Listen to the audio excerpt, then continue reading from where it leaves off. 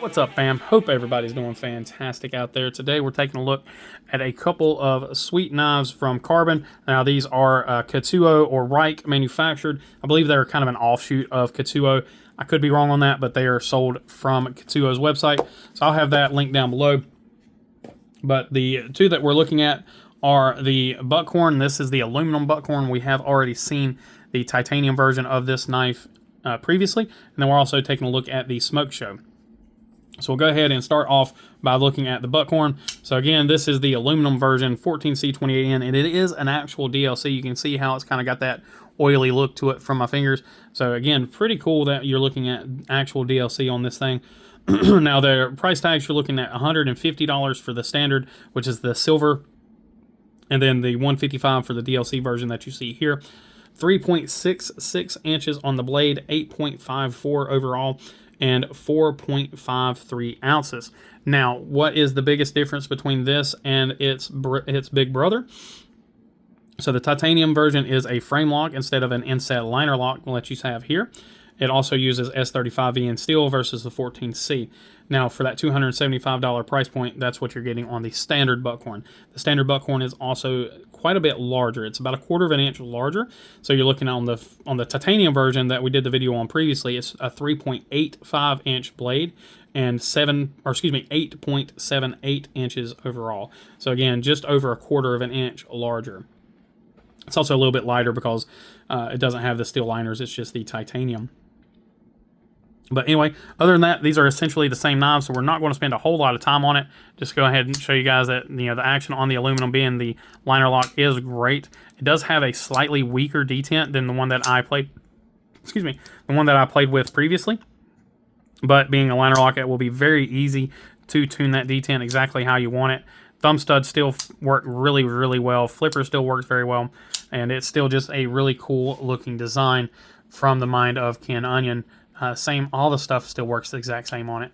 So just a cool knife. So if you were really looking or interested in picking up the Buckhorn, but you didn't want to spend that $275 for $125 less, you can pick up the aluminum version and have all the same ergonomics and everything, just in a slightly smaller size factor, and then for just with a little bit less on the steel.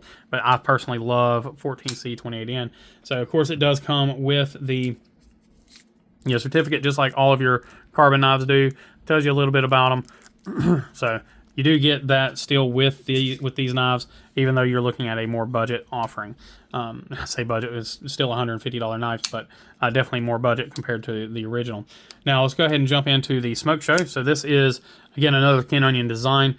This is definitely a more premium knife. We're looking at a $355 M390 and titanium knife with a lot of extra milling and things that go into it. We'll get close-ups on this knife here. So looking at 3.3 inch blade, 7.74 overall, and then a 3.74 ounces. So really, really nice blade to weight ratio. Have absolutely no issues with that. The detent on this one is done really well. It works well for that flipper. I just tried to fill it there, and I almost filled it, but this one's done really well. I really like this knife. Let's go ahead and jump into the close-ups here. So we have a really uniquely anodized pivot there. You've got the kind of that smoke blue color, and you can kind of see that here. It's not black. It's like a kind of a slate, dark slate gray. I guess smoke gray is what you would want to call it. But really, really nice job on that. And then you've got the gold accents here followed into the copper foil carbon fiber. Again, great job with this carbon fiber. I don't really see any voids or anything like that. T6 and T8 hardware, you've got some lanyard love there. You've got gold. You got kind of a double layer on the inlays here. So you've got the kind of the gold titanium, and then you have the underside titanium as well. Geared back spacer. You've got that same kind of striping that's done on the pocket clip. Pocket clip is pretty tight, but it's done very well. You see how it has that slope ramping going into it. Really great job on that. Same design aesthetic here, and then this is an inset or an exposed frame lock, however you want to call it. Really nice job, almost like a bolster lock. Great job on that.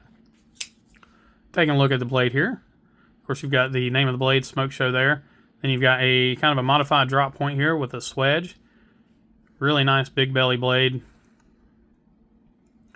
Some jimping there on the back. That's mildly useful. It's not a super grippy jimping, but it is there.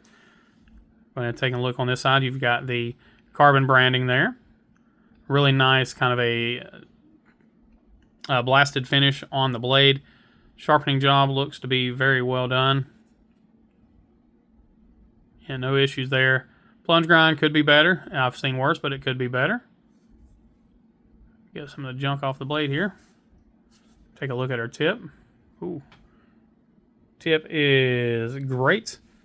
Lockup is great. There you can see the M390 logo. Lockup is very well done. Everything looks good here. There you can see you've got the Ken Onion in there on the back spacer. There we go. We've got the Ken Onion there on the back spacer. And centering is perfect. So great form factor on this knife. It is, again, one of those ones where it's not really breaking any rules as far as, you know, looking crazy or feeling crazy, anything like that. You got kind of a swelling handle here that just fits in the hand really well. Narrows up right here towards the bolster. Flipper turns into a nice little finger guard there. Great job all around. Feels great in the hand. Pocket clip disappears. Well, again, the jimping is mildly functional. It's not the most functional jimping I've ever dealt with. It's not the worst, but it is in the right spot, at least for my hands. It fits great right there. Can come up and kind of do a kind of a trigger pull grip there if you really need to. No issues there whatsoever. Detent is remarkably good, so even though it doesn't feel like it, you know, once it hits there, you can kind of double clutch it, but if you let it hit your thumb, it's usually going to be right in the spot. You can see you break the detent there, and right there is your lock up. So, I mean, fully locked out, and then detent's there. So, not too shabby. Let's show that again. So, there's fully locked out, and then there's your detent. So, not too bad, and you can see once it does drop down, it's hitting your thumb, and then it's more of a kind of a hydraulic shut, almost a shake shut. But, yeah, it's not bad at all. Again, not really guillotine, but very much almost a hydraulic shake, almost a hydraulic shut. So, really great job on this knife from Karbon. I was really impressed with the Buckhorn the first time I got to play with it, and the aluminum version has always intrigued me just because of the cheaper nature of it. You know, having a sub $200 knife with some pretty premium features was pretty appealing to me. It's still one that I definitely like to gawk after every time I see it. Let's go ahead and do our hardware checks here. It looks like T6s everywhere there, and T6s here as well. So we'll check our T8s. Both of those are good. Let's go ahead and check our T6s here. Oh, that screw was actually loose. I was like, wow, that's really bad. That screw was a little loose. So was that one? Let's go ahead and just do a tightness check on all these. That's odd. Somebody must have one of the guys in the pass around must have disassembled the knife and didn't get those screws back tight. So, but the actual tooling on the screws are really well done. Let's check the Smokeshow here. Really nice job on these. I really like how these are deeper tooled screws, so the bit goes down further into those, which I really enjoy. It gives you a much more secure feeling, especially on T6 screws. But these are all done very well. No issues at all with either one of these. There you can see that little bit of a lighter detent coming into play there on the Buckhorn. But yeah, interesting to see what you guys think about these. Let me know in the comments down below. As always, I appreciate each and every one of you. Please remember to be kind, be humble, and be EDC. Y'all take care.